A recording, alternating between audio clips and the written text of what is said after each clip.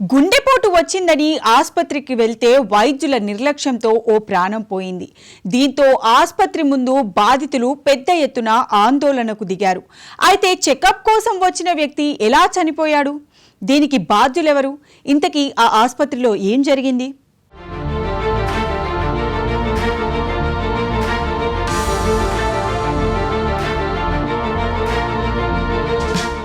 గుండెపోటు వచ్చిందని ఆస్పత్రికి వెళితే వైద్యుల నిర్లక్ష్యంతో ఓ ప్రాణం పోయింది. ఈ సంఘటనతో ఆసుపత్రి ముందు బాధితులు పెద్ద ఎత్తున ఆందోళన చేపట్టారు. వివరాల్లోకి వెళితే కార్వాన్ భాంజవాడి ప్రాంతానికి చెందిన ఎల్లయ్య ఎలక్ట్రీషియన్ వర్క్ చేస్తాడు. కాగా ఆయాసంగా ఉందని లంగర్ హౌస్ హైకేర్ హాస్పిటల్కి చెకప్ కోసం వచ్చాడు. వెంటనే ఆసుపత్రి వైద్యులు చికిత్సలు ప్రారంభించి ఈసీజీ చేశారు.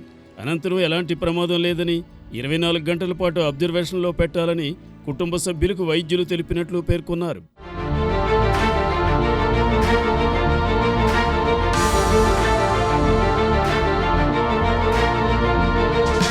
కాసేపు గడిచాక వ్యక్తి ఆరోగ్యం మరింత క్షీణించసాగింది.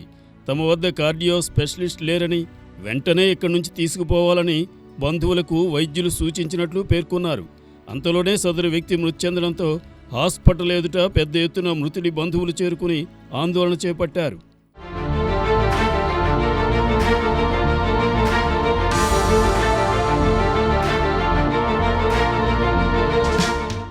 విషయం తెలుసుకున్న పోలీసులు సంఘటనా స్థలానికి చేరుకుని వివరాలడిగి తెలుసుకున్నారు.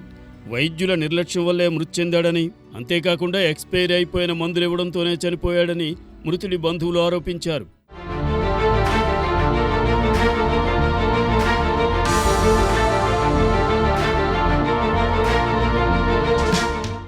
అయితే ఎలాంటి గొడవ కాకుండా పోలీసులు భారీ బందోబస్తు నిర్వహించినట్లు తెలిపారు.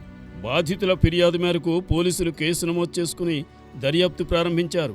పోస్టుమార్టం నిమిత్తం ఉస్మానియా ఆసుపత్రికి తరలించినట్టు పోలీసులు తెలిపారు.